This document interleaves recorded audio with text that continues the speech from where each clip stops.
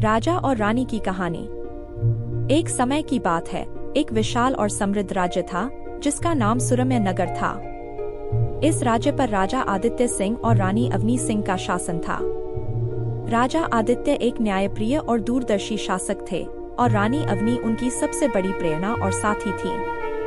उनका प्रेम और समर्पण पूरे राज्य के लिए एक आदर्श था। राजा आदित्य और रानी अवनी का मिलन भी एक अद्भुत घटना थी। आदित्य सिंह एक शक्तिशाली योद्धा और विद्वान थे, जबकि अवनी अपने अद्वितीय सौंदर्य और बुद्धिमत्ता के लिए जानी जाती थी। एक बार जब राजा आदित्य एक दुर्गम वन में शिकार करने गए थे, वहां उनकी मुलाकात अवनी से हुई।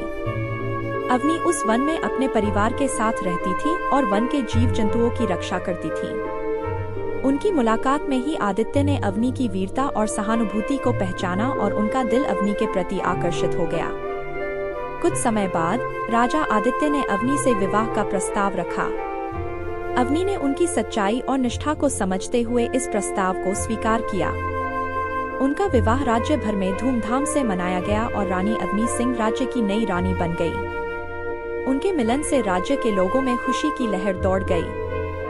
राजा आदित्य और रानी अवनी ने मिलकर राज्य की भलाई के लिए कई महत्वपूर्ण कदम उठाए।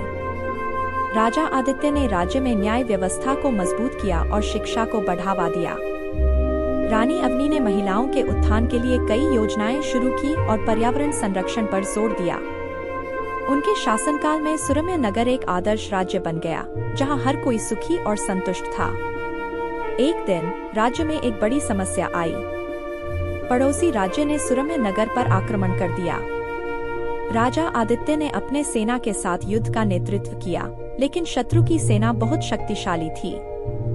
राजा आदित्य ने अपनी वीरता और रणनीति से कई दिनों तक शत्रु को रोके रखा, लेकिन अंत में उन्हें अपनी सेना को पीछे हटने का आदेश देना पड़ा। यह देखकर राज्य की जनता दुखी हो गई। इस कठिन समय में रानी अवनी ने अपने साहस का परिचय दिया। उन्होंने राज्य की महिलाओं और युवाओं को संगठित किया और युद्ध की तैयारियों में जुट गईं। रानी अवनी ने अपने नेतृत्व में एक गुप्त योजना बनाई और राजा आदित्य को अपने साथ मिलकर इस योजना को सफल बनाने के लिए प्रेरित किया। उनकी योजना का मुख्य उद्देश्य शत्रु की सेना को धोखा देना और उन्हें परास्त करना था। रानी अवनी ने अपने विश्वास और निष्ठा से राज्य की जनता को एकजुट किया और युद्ध के लिए तैयार किया। उनकी प्रेरणा से सभी ने अपने अपने कार्यों में उत्कृष्टता दिखाई और राज्य की रक्षा के लिए दृढ़ संकल्प लिया। युद्ध के मैदान में रानी अवनी ने अपने साहस और नेतृत्व का परिचय दिया और शत्रु की सेना को चारों ओर से घेर लिया। राजा आदित्य और रानी अवनी ने मिलकर युद्ध का नेतृत्व किया और शत्रु की सेना को परास्त कर दिया। उनकी वीरता और रणनीति ने राज्य को एक बड़ी जीत दिलाई। इस विजय ने राज्य की जनता को गर्वित कर दिया और राजा आदित्य और रानी अवनी की महिमा को और बढ़ा दिया। राजा आदित्य और रानी अवनी की इस जीत के बाद राज्य में एक विशाल उत्सव का आयोजन किया गया।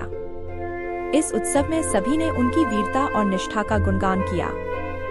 राजा आदित्य ने इस अवसर पर रानी अवनी को विशेष सम्मान दिया और उन्हें राज्य की शासक के रूप में मान्यता दी। इसके बाद राजा आदित्य और रानी अवनी ने अपने राज्य की उन्नति के लिए और भी कई महत्वपूर्ण कार्य किए। उन्होंने राज्य में कृषि, शिक्षा, स्वास्थ्य और व्यापार के क्षेत्रों में सुधार किया और राज्य को समृद्ध और शक्तिशाली बनाया। उनके नेतृत्व में सुरम्य नगर एक आदर्श राज्य बन गया, जहां हर कोई सुखी और संतुष्ट था। राजा आदित्य और रानी अवनी की प्रेम कहानी और उनके साहस ने राज्य की जनता को प्रेरित किया। उनके शासनकाल में राज्य ने अभूतपूर्व विकास किया और उनकी महिमा सदियों तक गाई जाती रही।